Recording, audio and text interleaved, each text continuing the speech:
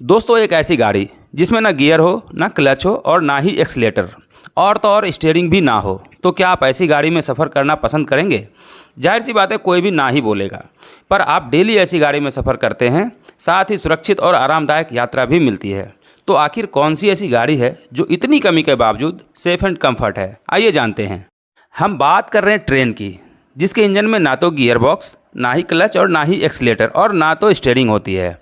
फिर भी ये आपको सेफ यात्रा कराती है। अब ऐसा नहीं है कि इसमें ये सारी चीज़ें होती नहीं है, होती है, पर किसी दूसरे तरीके से होती है। तो जानने के लिए हमारे चैनल पर एक डिटेल में वीडियो आएगी, जिसमें आपको सारी चीज़ें पता चलेगी। अगर चैनल पर नए हैं तो लाइक एंड सब्सक्राइब कर लीजिए, क्योंकि हम बहुत जल्द इस पर एक डिटेल वीडियो लाने वाले हैं। धन्यवाद।